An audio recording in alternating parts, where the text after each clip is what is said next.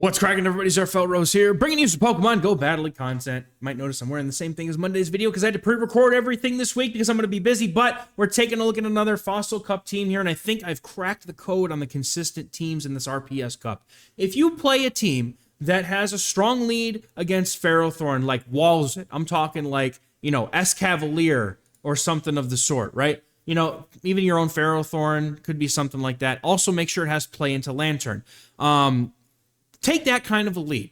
We throw the Jellicent on the safe swap, and I think Jellicent is by far the best Pokemon in this cup. It has coverage into everything. Shadow Ball is definitely not a flying type move. Let's fix that right quick.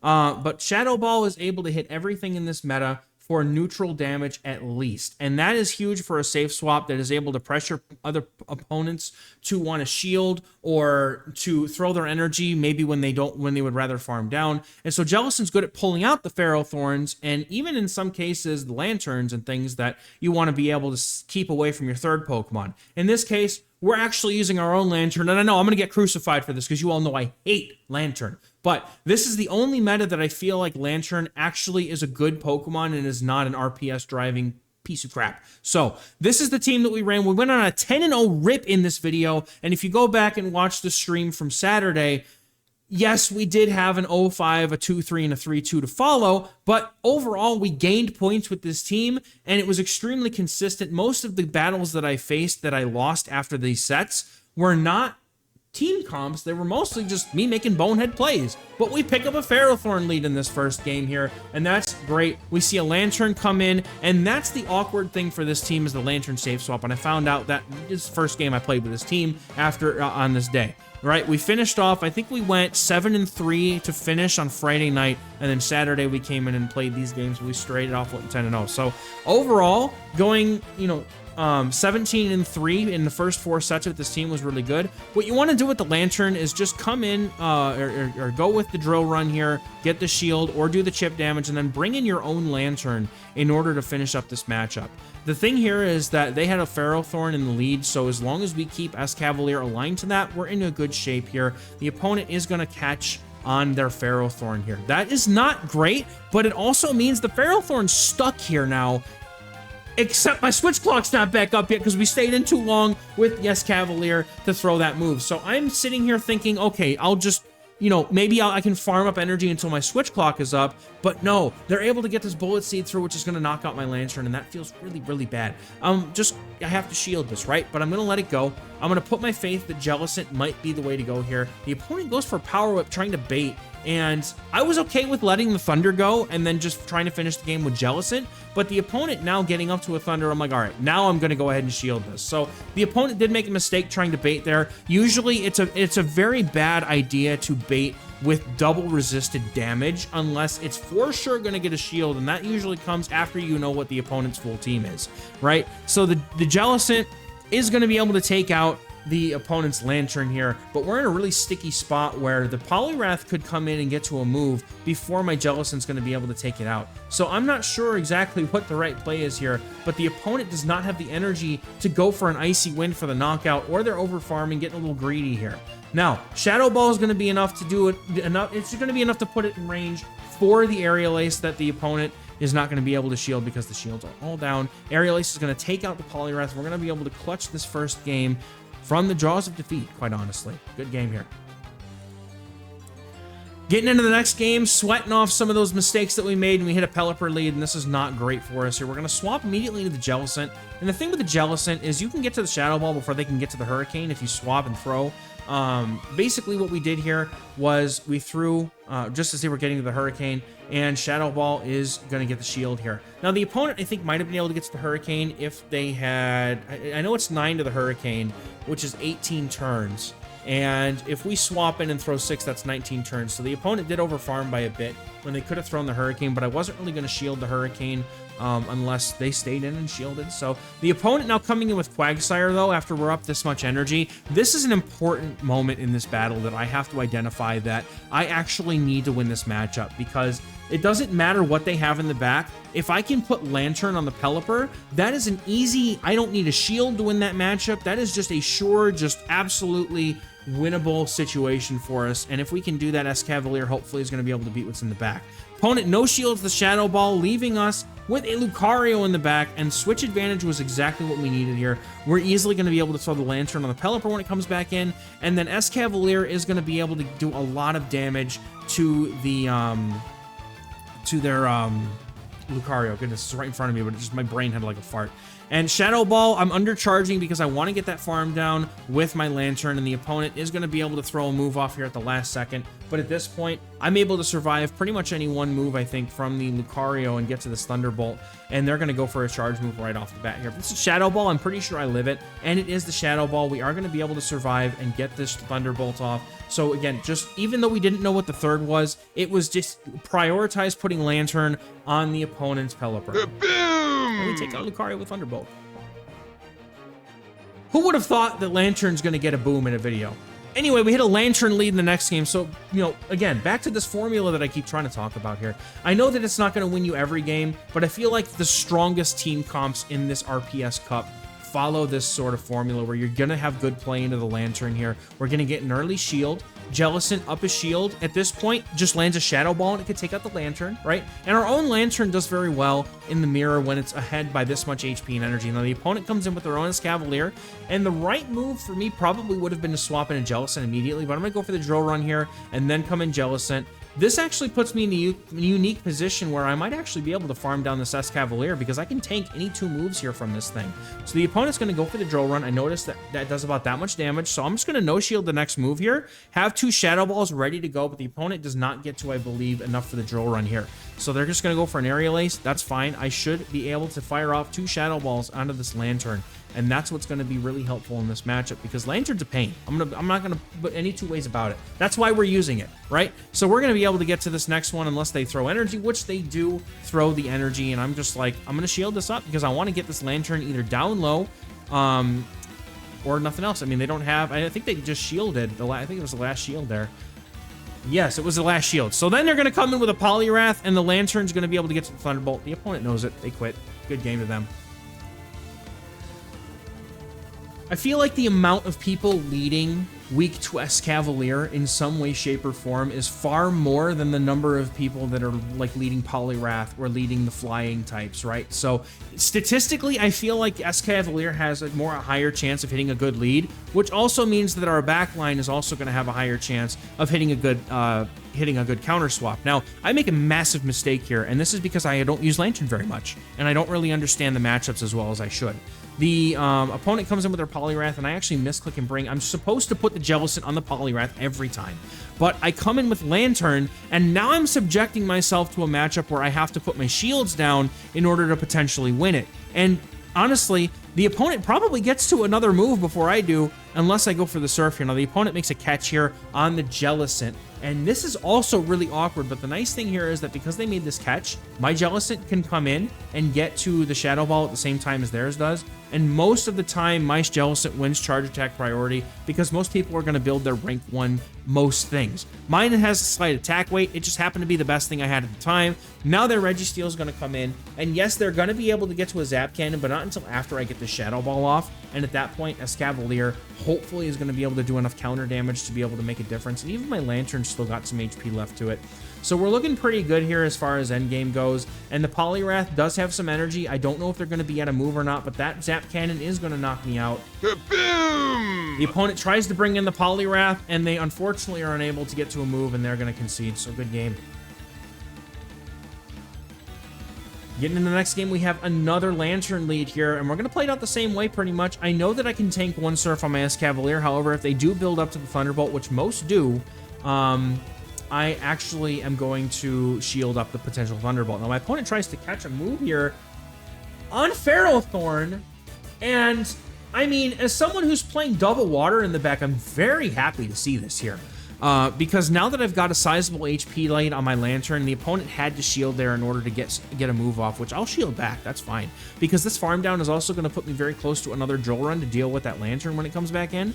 And the HP difference that my Lantern has versus theirs is also going to allow me to win that matchup if I need to. They look like they may have thrown energy right away here. My Drill Run is going to connect, and they did throw a move. I'm going to let this go at this point because I feel like Jellicent and Lantern, between the two of them, they can handle almost anything that's left in this format. when the Ferrothorn is gone. And that's why Lantern has been such a good sweeper in this cup for me, is because when we use Jellicent to pull out the Ferrothorns, Lantern is almost always just unopposed, unless the opponent has something like Quagsire or Swampert or something like that. Like the Mud Boys, aside from Ferrothorn, are really the only things that can hard wall Lantern or have a lot of move pressure to just beat Lantern. There's not really anything else in this cup that Lantern can't beat, maybe up a shield. The opponent here goes for an Aerial Ace. I was totally fine letting this go, and I'm over farming by way too much here. I needed to throw this move like yesterday. So at this point, I'm giving up my other shield. It's not the optimal thing to do here because I made a mistake. I lost count. They get to another move. It is what it is, right? Shadow Ball is going to be able to knock them out. I'm going to come in with my Lantern, though, and I'm able to get to anything I could do here, and they're going to concede. It's a good game. And we pick up a 5-0 set to start off here, and then we get into the next game.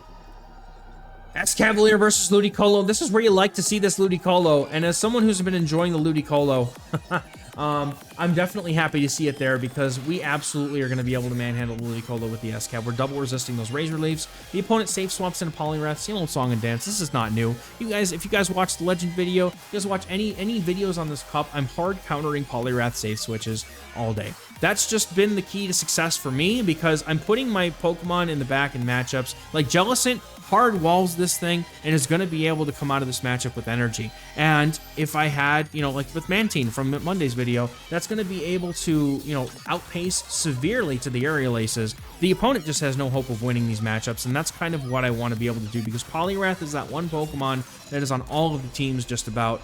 And we are hoping to get to the Shadow Ball, but the Razor Leafs knock us out. So we come in with Escavalier, and the opponent is not swapping out here. And that is incredibly good here. I'm going to go for an Aerial Ace because the opponent still has not swapped out. And if they're going to swap out at some point, we're hopefully ready to deal with it with Lantern. We would hope that if they have Ludicolo in the lead, that they may be weak to Lantern in the back, and they are, but I swap a little too late. I take 2 or 3 Fire Fangs from this Mawile, and that's... this person's running the full RPS D-Gen. Like, this is as D-Gen RPS as this cup gets right here with Ludicolo Mawile. But, again, that was me running Ludicolo Magcargo, so I guess I can't really say much here. But we are going to shield up here because the Play Rough would do a lot of damage. And the reason why I shielded the Play Rough there is because what are we shielding against Ludicolo, right? Its damage output is entirely from these Razor Leaves.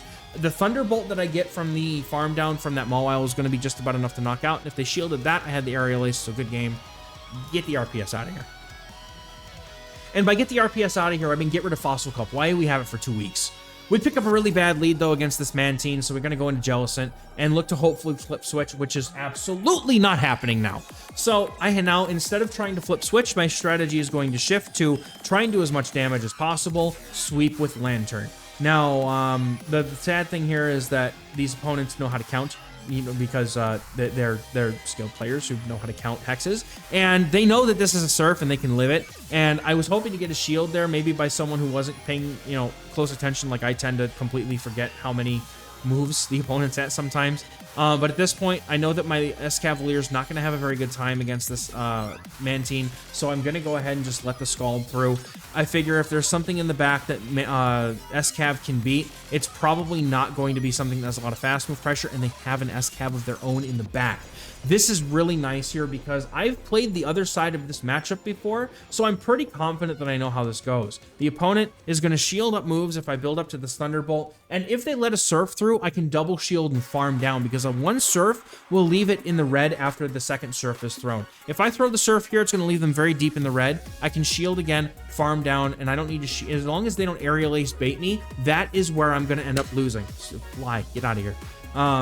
So we're going to go ahead and shield this up, and even if it's an Aerial Ace at this point, I think we're going to get to the drill run, or get to the move first. Now, the only thing that could have gone bad there was catching the Surf on the Mantine, but at that point, like, the Mantine was just going to get farmed down. So we are going to be able to get to a Thunderbolt here, as the opponent will not be able to get to enough moves in order to take this out. However, if they do end up getting to a Water Pulse plus an Aerial Ace, or even another Aerial Ace here, that would have been kind of tricky. But we're able to get to the Thunderbolt here. That's going to take out Mantine, and that's the ideal scenario. We just take out Mantine with the Lantern because we like to do that. Good game here. Getting into the next game, we got Ferrothorn in the lead. Fantastic leads and where to find them in this Fossil Cup. Opponent comes in with a Poliwrath. They see the Jellicent, they just set them out, man. Good game. And I don't blame them.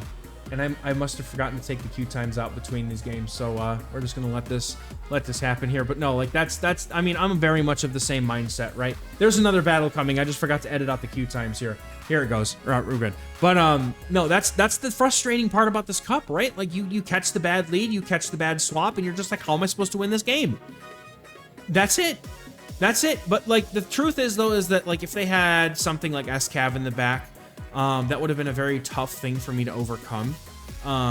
Just because, you know, Escav up its shield against the Lantern and Escavalier would have probably been pretty troublesome. So sometimes it's worth just at least playing it out until you see the third Pokemon, and then you can identify, be like, all right, there's no way I can win this game, then I'll quit. I get the frustration, but it's never worth quitting immediately like that until you see the third, because sometimes there is a path to victory. For all I know, you know, they have something in the back that beats Lantern Escavalier, and they're gonna pummel me afterwards, right? Like the Ferrothorn with some farm there, and a Thunder, like a Thunder does over half of Escavalier if they have the Ferrothorn for later for the Lantern. Like that could have been a very good position for them potentially. But anyway, this next game here, we're really just doing, you know, more of the same here, but in this case, we had to safe swap the Jellicent. That drew out the Ferrothorn, which we did as much as we could in order to try and get rid of the Ferrothorn. And then we took a move on Escavalier because we know we can live with Thunder.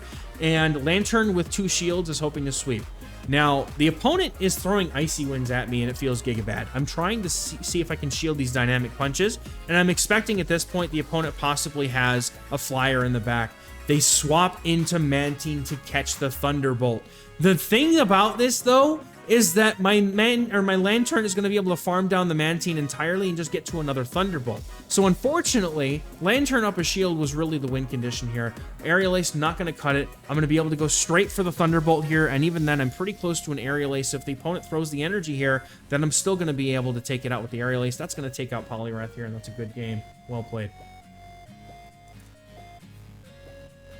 So in that case, we got hard countered on the lead, hard countered on the switch, and we were able to make the most of it because the opponent was running ABA weak to Lantern. That's kind of why I try to like say, just wait till you see the third, because you never know, right? Now, if they had, you know, a hard check to Lantern in the back, right, then I was absolutely, they had Quagsire in the back, I'm done. Absolutely done. The opponent has a Lucario lead in the next game, and they stay in and commit to the lead here, and that's because they have a Ludicolo in the back. And already from this, I can see the win condition, right? They came in with a Mantine against my Escavalier, and then they popped in the Ludicolo in order to take out the Jellicent. But the thing here is that Escavalier is such a wall to this Ludicolo that I'm going to be able to just put my Lantern on the opponent's Mantine. That's an instant win condition. That's why Lantern in this cup is actually very obnoxious, but also very strong at the same time. Because if you can just align that thing, the Lantern, like if the opponent, that's why I hate not being able to save switch into things like the Mantine or the Pelipper, because they're very good Pokemon to have as safe swaps, but when Lantern exists in a format, it just doesn't happen. Anyway, opponent sees the Lantern, they top left because they know the game's over. And after this, we had a tie game, went 0-4, and then we went 3-2 and 2-3. So overall, big gains with this team in one day here. Even though with the 0-5 was a tie plus an 0-4, so it wasn't as heavy hitting, but we're almost able to get up to expert again. After you guys saw on Monday, I take down to like the 24-2500. So huge gains with this team over the course of a couple of days. I can really recommend it. Really think you all should try it out. And this is probably going to be my last team video for Fossil Cup, because this cup is so absolutely just degradingly obnoxious and terrible to play. So hopefully you guys have either enjoyed it if you've played it, or enjoyed some time off if you don't want to play this or play Master League. We'll catch you guys on Friday with the stream, where we're getting back into the actual open leagues and going to have some actual fun instead of this RPS BS. So thank you all for watching once again. I'll catch you guys in the next video. Bye-bye.